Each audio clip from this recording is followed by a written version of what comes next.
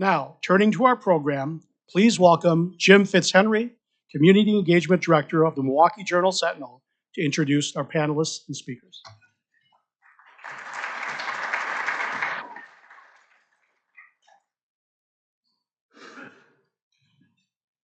Good afternoon, everybody. I have the pleasure of welcoming two colleagues today for our discussion about something that's been the focus of my career, which is journalism. Our fellow Rotarian David Haynes will be in conversation with Journal Sentinel columnist Dan Bice about the current media landscape. Dave is my predecessor at the Ideas Lab, which is the opinion section of the Journal Sentinel. He was my sponsor here at Rotary, and he officially retired a few years back, but he's been anything but slowing down. He's wrapping up a stint with the Wisconsin Alliance for Civic Trust, along with former Governor McCallum, an organization that's working on building confidence in our democratic institutions, elections, and championing civil conversations. Dave, who's also kind of a Renaissance man of his own, is taking up painting in his spare time, something to do in retirement. Dan Bice is a columnist for the Journal Sentinel. He's been at the newspaper for 33 years, and on 3 occasions, the National Headliners Award has named Dan the best local columnist in the country. He's been honored for his work with such groups as the Investigative Reporters for Editors and the Society for Advancing Business Editing and Writing. Dan has an undergraduate degrees in ancient Greek and English and a master's degree in social science from the University of Chicago. At the Journal Sentinel, he was hired as a State House reporter and served as investigative reporter for a short stint. Then he became a watchdog columnist with Carrie Spivak in 1998. He's been writing the column on his own for the last 22 years. As Frank was doing a little bit of a pitch for Frank's podcast, they talked about the truth. I think Dan is somebody who in his role really searches for the truth. He lives on the east side of Milwaukee and has 3 adult children. A request, as you listen to today's conversation about the current media landscape, I'd like you to substitute the word press every time the word media is used. The journalism we're discussing is so essential to our democratic republic that the rights of the free press are enshrined in the First Amendment of the Constitution, and that frames and guides our work. So you didn't come here to listen to me talk? No further ado, Dave and Dan, come on up.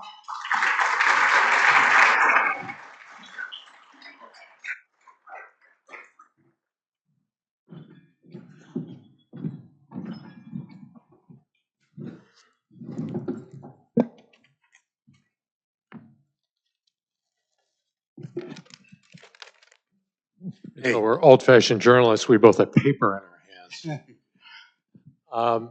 Well, Dan, good to see you. Good to see you. What have you been up to? A lot, and so have you. I've been reading the paper.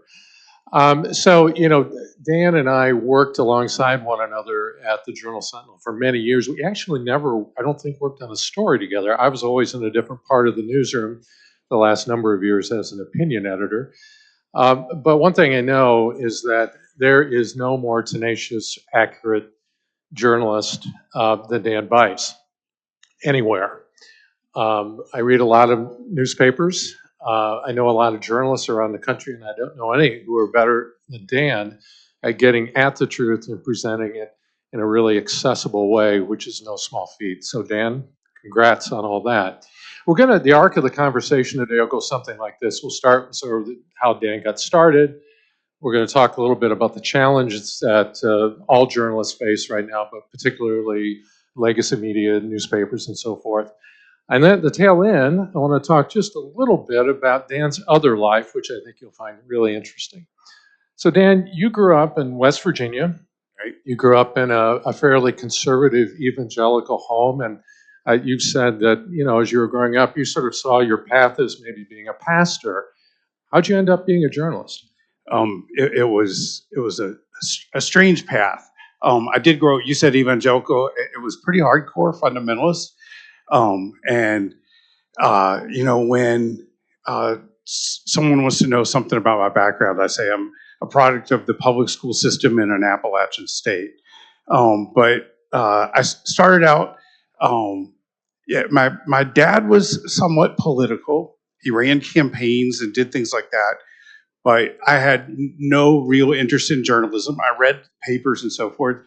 I went to school. My mother told me I had two schools I could go to, both super conservative, Bob Jones University or Bryan College, where I ended up going. And I ended up studying Greek, as he said, so I could read stuff in the ancient in the languages and stuff.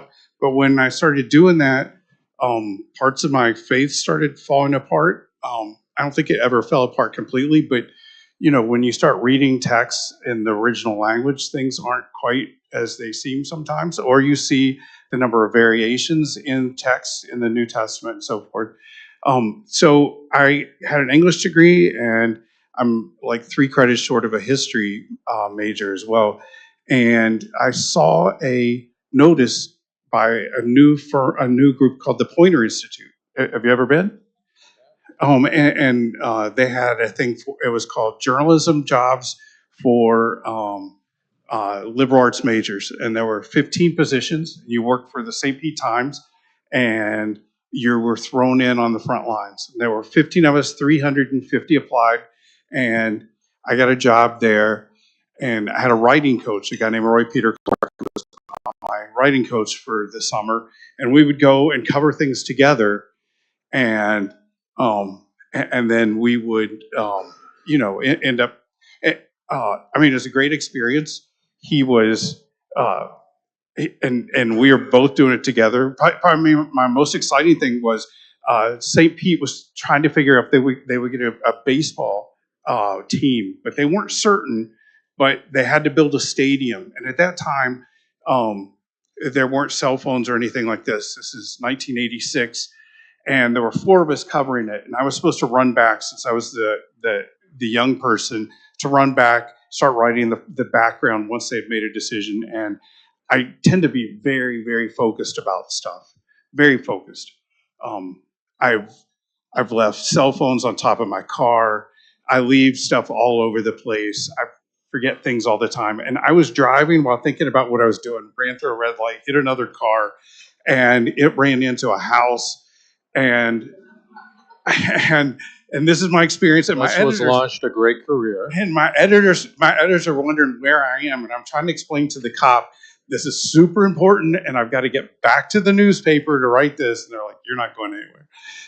But I had a great experience, and so I applied for jobs all over the place, and ended up getting a job covering the State House in West Virginia. And it was quite an experience. During my 5 years there, we had 10 state legislators who were indicted.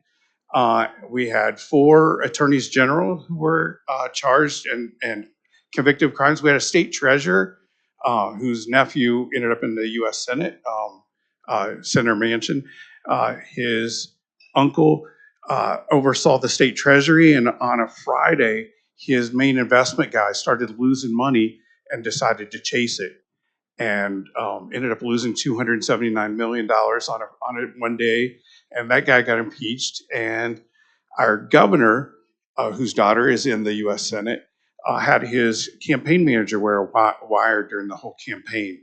And so that was my experience. And I decided at that point, I still wasn't sure I wanted to go to journalism. I went to University of Chicago, was planning to get my degree in anthropology, finished my master's. And then one day when I started my PhD program, my wife called me and said, "I'm pregnant, and I am planning to take 2 or 3 years off." And I was saying, "Okay, what's this mean for me?" And she said, you've got to get a job again." And so I applied all over the place, and I got job offers. I was asked to come to the Journal and the Sentinel one day and the next day. And I got job offers from both. The Journal offered me a job writing feature stories and light things for the magazine. The Sentinel offered me a position covering the governor's office. And I took the position covering the governor's office, and the editor of the Journal sent me a note saying, "You've made the worst career decision of your life." I still have the letter, and I hope you fail miserably in your job. And And where's he at now? He's the publisher of The Onion. So I think we both did okay. And then I started a job at Sentinel, and my first day, I was thinking, things here would be just like West Virginia. And the first day, the front page was on the weather, some rally, and I think it was Governor Thompson's cholesterol level. And I thought, what have I done? I should have been in New Jersey or someplace like that. But it worked out for me. It did indeed. So you've talked a lot about how newsrooms have changed over the last 30 some years. And certainly I saw that when I was at the Journal Sentinel. Changed in many ways, but talk about one of the major changes that you've noticed and how that impacts the work that gets done. There are some good parts of this and some negative parts, and that is when you were there, when I was there, I would say 20 years ago, the newsroom probably had close to 300 people in it. Today we have less than 100. But that's not the only change. You guys have seen about buyouts and all of that sort of stuff. But the other change is a demographic change, and that is the average age of the people in the newsroom has dropped precipitously. So if you're being interviewed by someone with the Journal Sentinel, you're probably talking to someone in their late 20s, early 30s. Probably 10 years ago, the average age in the newsroom would have been late 40s. And so, as I said, there are good things and bad things about this. The good things are, one thing is energy. We had some problems with our political team at the end of the last election cycle, and our Washington reporter, a guy named Lawrence Andrea, volunteered to come down to the Journal Sentinel in the newsroom and help out. And I've never seen anybody work as hard as he did. He went through 2 weeks, took no days off, drove to La Crosse, went to Eau Claire, Madison, and here. And I told him the person who was going to be writing our walk-up stories, the stories that lead to the Senate race and the presidential race, were not going to be able to do it. And so I asked him if he could do the presidential one, and I could do the Senate one. And I came in the Friday before the election, and he had done both. And that's just the way it is. I mean, there's a certain sort of energy, and those are the things actually, if you've ever been in a newsroom, it's the energy on election nights, like crazy. It's something people miss when they leave. But you have that energy still, but there's also less experience. And with less people and less experience, we probably have less explanatory journalism than we used to have. In the past, we Explain what you mean by that as opposed to sort of a daily you have the breaking stories, which everybody covers, but because we have fewer people, I mean, you used to have people like Rick Rommel, Crocker Stevenson, people like that, and even Jim Stengel before he became a columnist, who wrote stories. You have the story happen, but many of the most interesting things are have to do with what happens after the fact. You follow up. Sometimes you read a story and you want to know what happens later on. Well, frequently we're not getting to that like we used to, and that's something that I think we have to work on. And then sometimes people are doing things for the first time on an election night. I was remembering election night 2012. Everybody who was around me working on election night was probably in their late 40s or 50s or early 60s and had done it repeatedly. On our election night just last month, I worked with a reporter who had never done it before, and she told me she'd spent 2 weeks very nervous about it, and I kept on telling her, "We're going to get through it. It's going to be easy." And then when she got everything done on election night, she said, "I wouldn't have been worried about this for 2 weeks if I knew how well it was going to turn out," and it did. But sometimes, on occasion, you have situations where reporters struggle with their writing just because they've never done it before. I gave one story to a reporter, and to me, it was a simple story. And weeks went by, and after about 4 weeks, I asked, what the issue was, and she just didn't have any idea how to go about doing it. And so there's this issue where you have to, occasionally explain things, go through things with the reporters. And actually, you should know that, if for those of you who are talking to the press, that the newsroom demographic is different, and some of the people are relatively young, but at the same time, there are young reporters who are great reporters at the paper, in terms of covering. We have a reporter on religion who's really good, a reporter on higher education who's really good, and the person who's been writing recently about the problems of Veterans Affairs, she does a really good job. But that's been a dramatic change in the newsroom. I would just add to that, when I was a young reporter, I wasn't very good. How old were you when we started the 22. at here? No, not here. So by the time I got here, I would have been in my 40s. Okay, I got here, I was 28, and I was the kid. Yeah. And that's different now. Yep. When I went to when I started covering the State House, there's probably 25 reporters every day. Yep. Now you're lucky if there's 5. And I was the kid. Everybody around me was the Associated Press had 3 reporters. One was 35, 45, and 55, and everybody around me was, and so I was trying to figure out what my slot is and how I can do things that other people weren't doing, but it was difficult because everybody had been doing it forever. The great thing about a newsroom, though, especially a newsroom like the Journal Sentinel traditionally has had, is that you have younger people, but then you also have veterans. And you can turn around and say to, if Bill Glauber was still there, which he isn't, he retired a year or so ago, Yeah, right. Say, hey, Bill, how do I do that? Or I'm thinking about this lead, it doesn't quite work for me.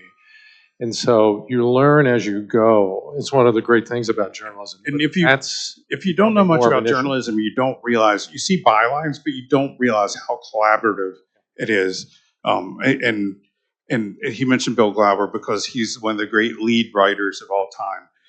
And if you have trouble, and I'll even talk this morning, he was asking me what I was writing, and I told him, and he gave me like 3 leads, and I was like, I want to use my own, but yours are better. So what do I do? Use his. But yeah, you do have this very collaborative. And right now, I sit in a section of the newsroom with 4 really young reporters, and we all know what everybody else is working on, and we're talking about it.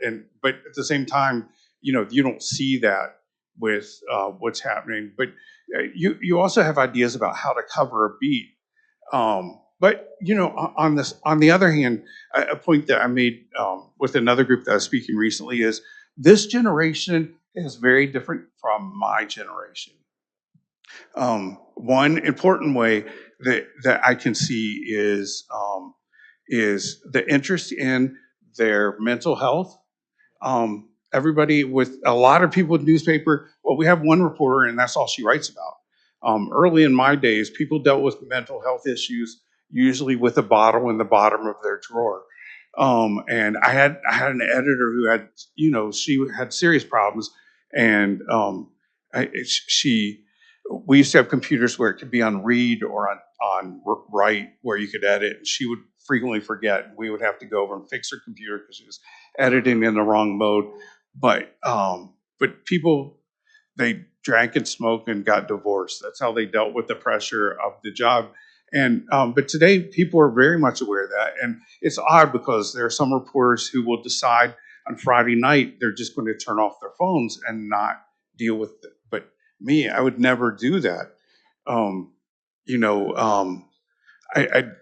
Ron Johnson once called me at 2:30 in the morning. I took the call. Chris Abley called me once at 1 o'clock in the morning. Always friendly calls. And always, of course. There's that. There's also an awareness about minority groups that we did not have in terms of the Native American population. We covered them when there were disputes about fishing rights or casinos, and that's it.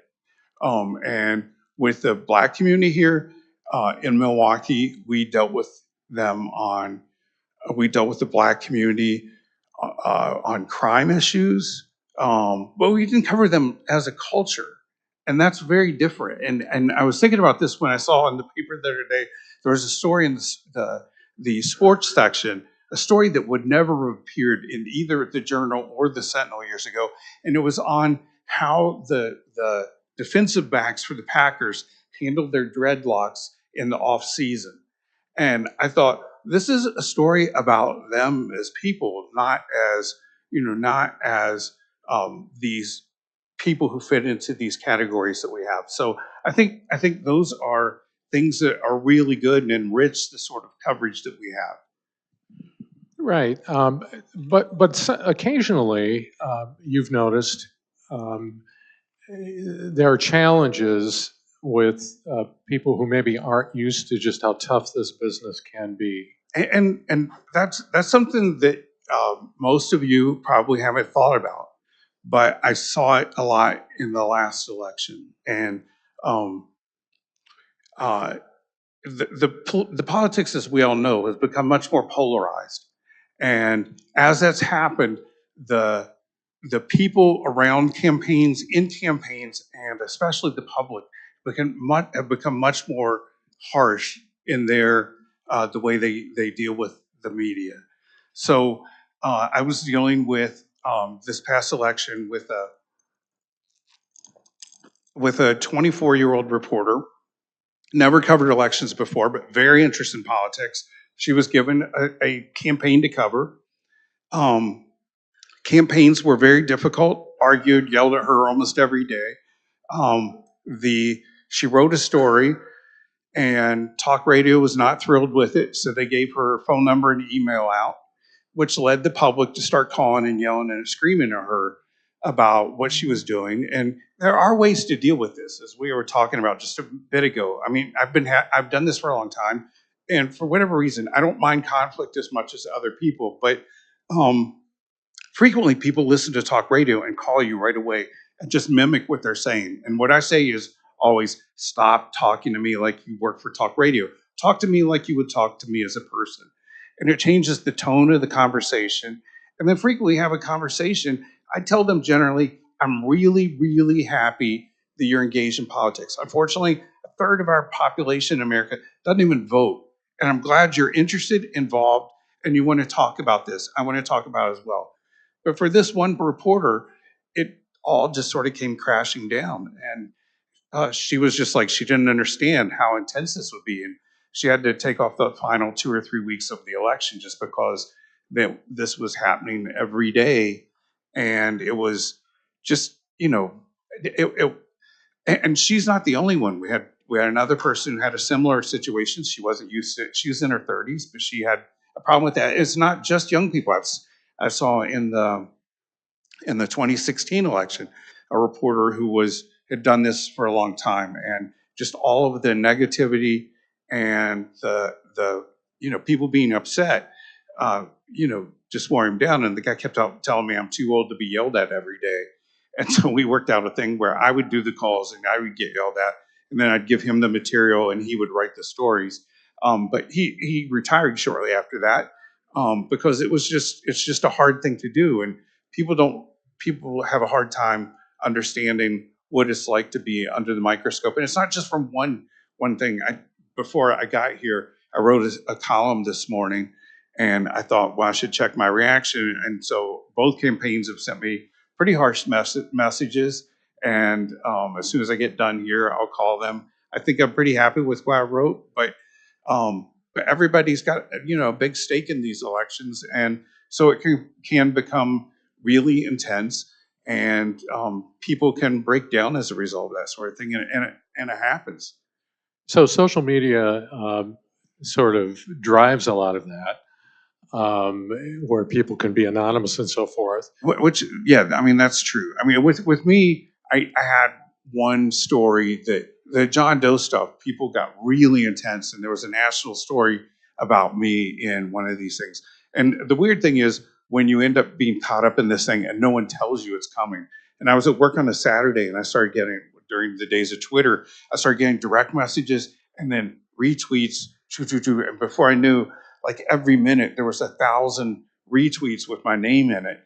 And it was a conservative guy. Actually, it's funny because he now writes for the New York Times, and he wrote a piece, and he didn't talk to me. I ended up calling him and saying, "Why didn't you talk to me?" His name's David French, and he said he thought he already knew enough about me that he didn't have to talk to me for the story. But as a result of that, I got somebody put a picture of my 3 kids in an oven, um, and I didn't even understand it. So I sent the guy a note, and he said, "You're Jewish, right?" And I said, "I'm not Jewish." And then he said, "Well, your editor is." I said, "Not Jewish again. Your publisher is." I said, "Okay, she is, but what's the connection?" And that is one thing I do. I call people back. I've had 3 death threats for stories I've done. All 3 I called back. 2 of them were drunk when they sent me the things, and I called one. He was in Nashville. Found his number, called him, and said, I just want to know how you plotted this thing out. Are you using Expedia, Orbitz? How are you getting here? And is there a day you're planning so I know what to do? And a guy from New York did the same thing. We walked through. In both cases, they apologized. They said they saw something on social media and they went crazy about it. And so, and it's just not nationally. People get worked up. Um, it's not just social media. You can have people. I had a rather tense relationship with Sheriff Clark, and he thought it would be a good thing to type up he disliked one thing that I did, so he thought it'd be a cool thing to put on the website of the county, my home address, and to tell people to go and tell me that they objected to what I'd written that day. Well, my daughter was the only one home, and people started showing up at our house, and she's like, "Why are people coming to the house?" And I just said, because we have a sheriff who's sometimes not very thoughtful, and just told her not to do it. But people will do that actually. So and I get a lot of intense email.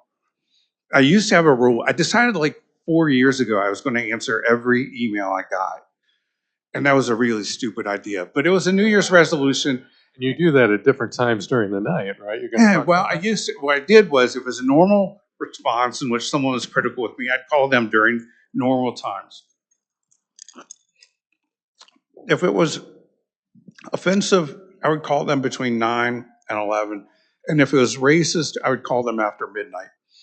And you would be surprised the number of people who answer after midnight. And I just said, you wrote me this, or that you left it. Well, it was funny, just this past week on Saturday night, I was writing. It was like 10:30 at night, and the guy called, and I answered, and he said, "Who the hell is this?" And I said, "Who were you calling?" He goes, "I was calling for Dan Bice's voicemail." I said, "You got the next best thing." And so he said, "I wanted to yell at you about something." I said, "Okay, well, just tell me." And he goes, "What's no fun if I'm talking to you?" And I said, "Well, just say what you're going to say." And we ended up having a pretty good conversation. And I didn't expect it, but it is, as you said, that social media has sort of changed the tenor of those things. Well, let's talk about social media in terms of how people get their news. We think of a newspaper, it lands on your doorstep. Well, it still does, less frequently these days.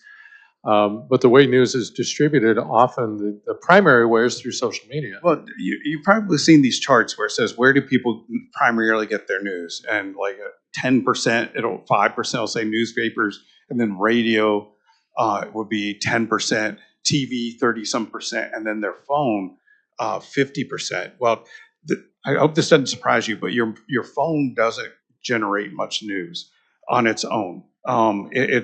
It's actually one platform that's borrowing from other platforms. And the best way to illustrate this is, I did a story with Mary Spicuzza on a weather forecaster here who was fired after she had posted some stuff on Instagram about Elon Musk. And I got the tip. Mary knew some people at the stations, asked her to help me. And then we got hold of people, confirmed it, and got the email and posted it at like 2 p.m. Within 3 hours, I received complaints from people in Australia that they didn't like how I described Elon Musk. so what had happened was we wrote the story, other places picked it up. It ends up being on radio, TV, and then on all of these other websites on TikTok, and people saw it. And within a day, we had 600,000 people see that story. And many of them had no idea anything about us. And most of them were haters on Elon Musk, who decided to take out their aggression about the results of the last election by yelling at us.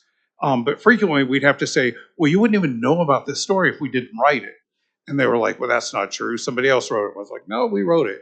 And so there's this odd thing about that. But also another thing for you to be aware of is we're watching you as well as you're watching us. And as a result, we sometimes do stories based on your response. Like Mary wrote a story about her uncle who was killed by the mob. She spent a lot of time working on it, and people loved that story.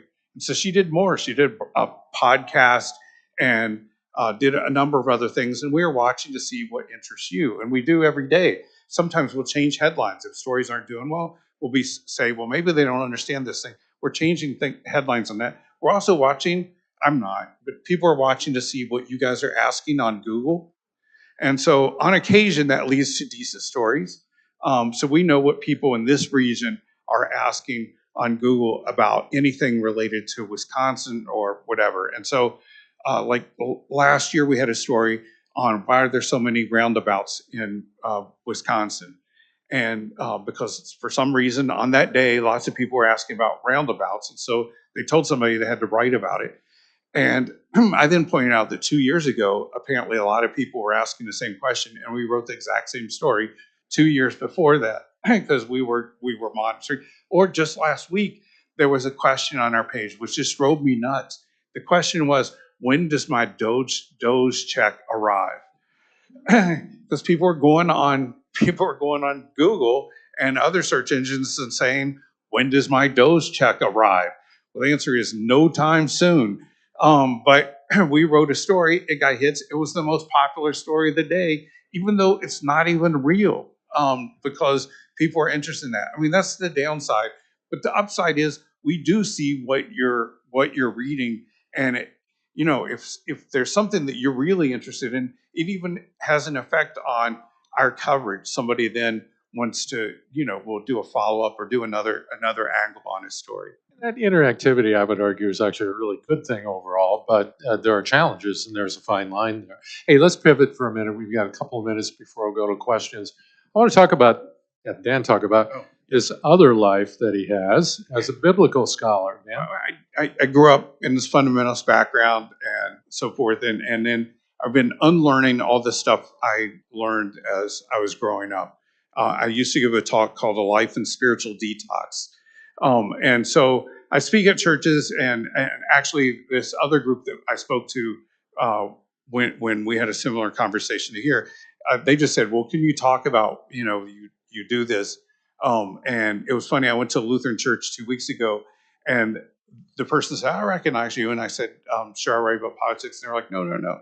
You give talks about religion. And so I give talks about white Christian nationalism. I've done that throughout the area about that. I give talks about, I'm very interested in the relationship between Judaism and Christianity, where it was together, and then what's called the parting of the ways when that happened in the past. I've done talks with any number of people locally. I've done talks on helping Christian congregations get to know people who are Jewish, Orthodox Jewish, Muslim, Hindu, or whatever. And so things that were not popular with me growing up are things that I am interested in now. And so I right now I'm doing a series of classes on, I was asked, they said, we want to know more about Jesus. I said, sure. But the thing is, people don't realize Jesus in the four Gospels, Matthew, Mark, Luke, and John, is different in each of them, and is dramatically different in each of them. So I'm going through and explaining how Jesus appears in Matthew, Mark, Luke, and John. And you and I grew up in similar backgrounds, and both of us have sort of moved away from it. But I've continued to be interested to unlearn things that I thought I understood. And so this is, well, if you want a speaker for someone at your event sometime to talk about really tedious biblical scholarship. I'm your guy. Well, let's move to questions.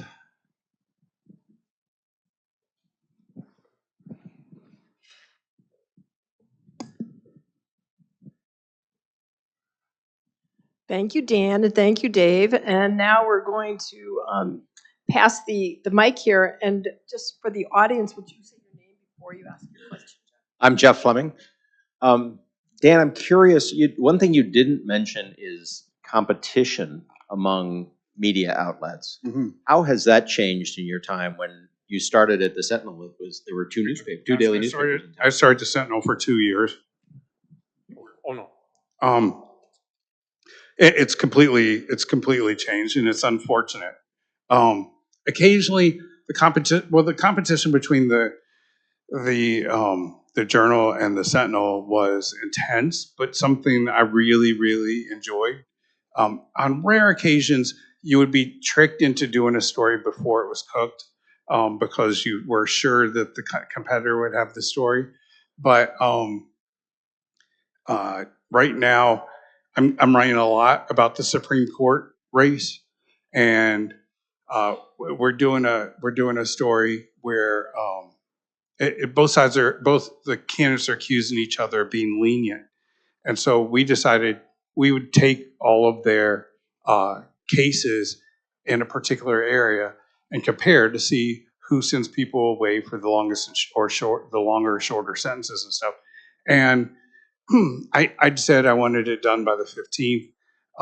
And then someone said, well, why not the 17th? And right now, we just don't have competition for something like that. A lot of our coverage of the Supreme Court, Scott Bauer with the AP is writing some stuff, but there's just no. I mean, people will cover the debate tomorrow, but the competition is just not there, and I think it's a bad thing.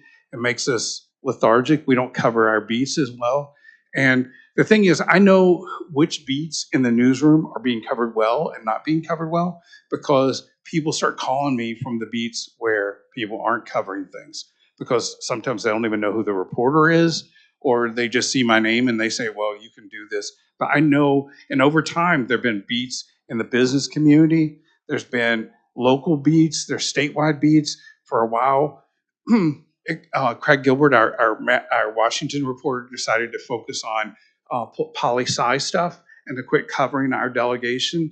So for about 2 years, I wrote about our delegation. And so I'm filling in those places. And rarely, I mean, it's a pretty terrible thing that we don't have competition these days. I mean, there are for major stories. I remember calling you when I heard that the mayor was getting an ambassadorship, and everybody was interested in that. But some other stories that are just, I mean, are very important. We don't have competition for those. I would just add real quickly, Dan's absolutely right about traditional competition, but in some ways there's unlimited competition in the attention economy, which we all live in now. You know, Dan's stories have to compete against the latest dance on TikTok. You dance too, right? Yeah. So, but there is that, and so we're competing. Journalists are competing for your time, and in some ways, that's an even, I think, harder thing to compete. Tom Gale, thanks for being here, both of you today. It's very interesting. Eugene Kane wrote a story one time criticizing Bill Cosby, not about his womanizing, but prior to that, when we all liked him as Dr. Huxtable, he was critical of African-American young people not conforming enough and then complaining that they couldn't get jobs. Cosby called him on the carpet on that and talked to him about that. Have you, either one of you, had any really famous people call you about articles you have written? And not so much anything like that, but it does happen that I probably do it more than anybody else. I do a thing called doorstepping. If I think a story I'm doing is really important and the person doesn't answer me by phone, email, or other means, or if I show up at their work, they still don't talk to me, I occasionally, depending on the importance of the story, will go to the person's home and try to reach them there. And so I had one, it's about 10 years ago, where I was doing a story. It was an important story about a number of refugees were being put in these apartment complexes that were falling apart. One of them had 900 code violations, and the guy who owned the properties had 9 felony convictions related to children's sex stuff. And the people putting the refugees in had no idea, one, that the buildings were falling apart, or that the guy was a dangerous guy who had this studio in his basement. And he wouldn't take our calls. He wouldn't respond. So another reporter and I went to his house, and we were told not to do it, but I did. And the guy I was with, he didn't do doorstepping much. We went at 8 in the morning. He stood on the sidewalk and recorded on his phone as I went, and the guy came out with 2 Doberman pinschers and said that if I wouldn't off his property in 5 seconds, he was going to open the door. But I knew he wasn't going to, because, he just wasn't going to do that. So I stayed. He yelled. I got stuff on the phone. When I got back to the office, he had called me, and I called him back, and we had a conversation. So it's funny that sometimes doing things like that, you open doors that you're not expecting. And that's happened on more than one occasion. Teresa Regan, thanks for being here. I was going to ask you about AI, but then while we were sitting here, I got a message from a friend in Zurich who sent me a New York Times article from just end of last week, that talked about how the federal agencies are cutting back or limiting or avoiding the use of words that might be considered woke. Things from climate crisis to socioeconomic to Native American. And I was just curious if, as you move forward in your work, if you're going to be taking some of these vocabulary into account. I've not heard anything like that about us. I'm not, I don't see that. I don't see that happening. But, who knows? Because there are other places where I thought they wouldn't engage on something like that, and they have. Did you have anything? Dan, Dave, Alex Zamora, thanks again for being here. And kind of in line with Teresa's question, the vilification of the media, everything is fake news and, off the reservation, and the enhancement of social media. People just, see it. Everybody has a microphone now, and it's, in your face and whatnot. Can you talk about some of the guardrails that you have as journalists, some of the things that you do so that we can trust what is being put out and the vehicles that we're seeing that way? Yeah. Do you have anything you wanted to say? One, sort of what you were saying with the cameras and stuff. I'm very much aware that in any situation I'm in, that I could be recorded, and I try not to say anything that is that's too stupid. But I'm aware of that everywhere. If I'm going to dinner, if I'm speaking at a church group, and I know I could be recorded in those occasions. I understand what you're saying too, that there needs to be some sort of assurances that the stories are right and that sort of stuff.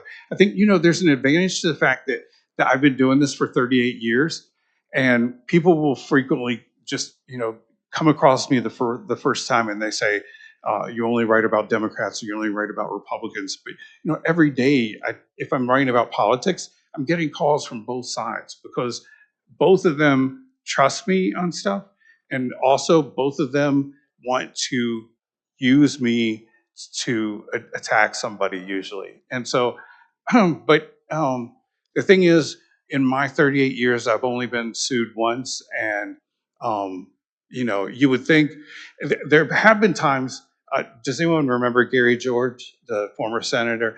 He one time called and said he had a lawsuit that he had drafted, and he did draft it, and that he was going to come over and show it to us, and he came over and showed it to us because he didn't like something that Carrie Spivak and I had written.